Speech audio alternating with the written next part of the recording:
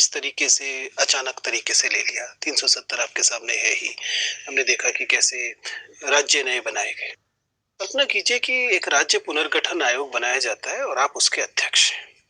सब कुछ आपने तय करना है, आपको मालूम ही है, इसके लिए कुछ किसी से पूछने पाछने की जरूरत तो बची नहीं है। संसद में एक दिन करेंगे, अगले दिन नए राज्य बन जाएंगे। ठीक है, 10 राज्यों में पूरे देश को बांटना है। आपके अनुसार ये 10 राज्य अब क्या होंगे? अभी आप जानते हैं कि पहले भाषा के आधार पर बनाए गए, फिर संस्कृति के आधार पर बनाए गए, अलग अलग विकास के आधार पर बनाए गए। अब इतने ज्यादा हो गए हैं, उसकी कोई औचित्य नहीं है, क्योंकि कम्युनिकेशन बढ़ गया है। अब उतने दूर दूर की परेशानी नहीं है। 10 राज्यों में बनाना है। बताइए ये राज्य क्या होंगे? सर, वर्तमान समय को देखते हुए तो राज्य का एक जो संकुचन है वो किया नहीं जाना चाहिए, लेकिन फिर भी मुझे मौका मिलता है, अगर मुझे ऐसी शक्तियां मिलती हैं कि मुझे एक सभी पूरा राज्य नक्शा दोबारा से रीड्रॉ करना है। बताइए क्या कर रहे हैं? तो सर मैं भौगोलिक आधार पर राज्यों का विभाजन कर सकता हूँ सर। Very good.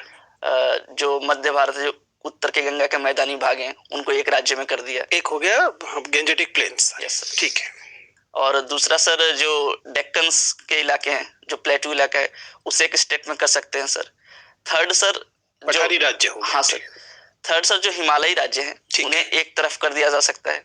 और जो नॉर्थ ईस्ट के राज्य हैं, जो छोटी पहाड़ियां हैं, उन्हें सर एक राज्य में पिरो दिया जा सकता है।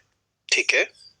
और सर उसी के अंतर्गत जो राज्य का विभाजन है, जो विभिन्न संस्कृतियों के एक छिटपुट तरीके से हम कर सकते हैं, ताकि राज्यों की संख्या बढ़ाने से जो केंद्रीकरण है वो हावी न हो, एक विकेंद्रीकृत स्वरूप सामने आ सके सर। चलिए, कोई बात नहीं। दीपक, आपने मेंशन किया है कि आपको कुकिंग पसंद है। Yes sir. आप इंडियन डिशेस बनाना पसंद करते हैं। यस। थोड़ी देर के लिए कल्पना कीजिए कि आपका आज तक का जो जीवन है वो एक डिश है। तो बताइए फिर इसका कुक कौन है? कौन है या क्या है? जरूरी नहीं है व्यक्ति होगा, कुछ और भी हो सकता है। अगर अब तक का आपका जीवन एक व्यंजन है तो उसका पकाने वाला, उसका वो कौन है? कुक कौन? सर निश्चित रूप से मेरे माता पिता हैं सर। चलिए, आपका अब तक का जीवन जो है वो एक डिश है, माता पिता उसके कुक हैं, तो फिर उसके स्पाइसेस, उसके मसाले क्या हैं? सर उनके द्वारा जो दिए गए नैतिक मूल्य हैं वो हैं सर। अच्छा, इसी क्रम को आगे जारी रखते हुए बताइए फिर इस डिश का क्रिटिक, फूड क्रिटिक कौन है? कौन इस व्यंजन का स्वाद लेके बताने वाला है कि इसमें क्या क्या कमी है? सर सोसाइटी, मेरे मित्र और आप जैसे सर सम्मानित बोर्ड। अगर इसी को और आगे जारी रखें तो फिर इस पूरे व्यंजन का स्वाद क्या है?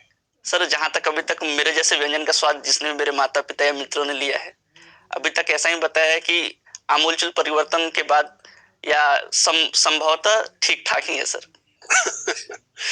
दीपक, मुझे आप ये यकीन दिलाइए कि आप इस नौकरी के लिए अभी बहुत इमेच्योर नहीं है, अपरिपक्व नहीं है। अगर मान लीजिए आपकी आयु की वजह से किसी, आप बिल्कुल लीगली आप एकदम योग्य हैं, आप परीक्षा दे सकते हैं, लेकिन एक गंभीर एडमिनिस्ट्रेटर बनने के लिए आप में पर्याप्त गुण हैं। इस बात के लिए आप मुझे अगर कन्विंस करना चाहें तो मुझे क्या बताएंगे?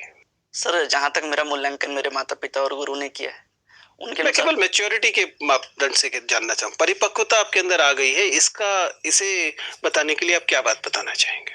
सर मेरे अंदर एक जो संबंध स्थापित करने की क्षमता है, वो मुझे ऐसा लगता है कि मेरे अंदर ज्यादा है। मेरे अंदर धैर्य और सहनशीलता ज्यादा है। और तीसरी सबसे बड़ी बात कि मैं सीखने के लिए हमेशा आतुर रहता हूँ, मैं नई नई चीजों को सीखना चाहता हूँ। तो एक परिपक्वता की निशानी कह सकते हैं सर। चलिए ठीक सर। दीपक सर, आप गोंड जनजाति से बिलोंग करते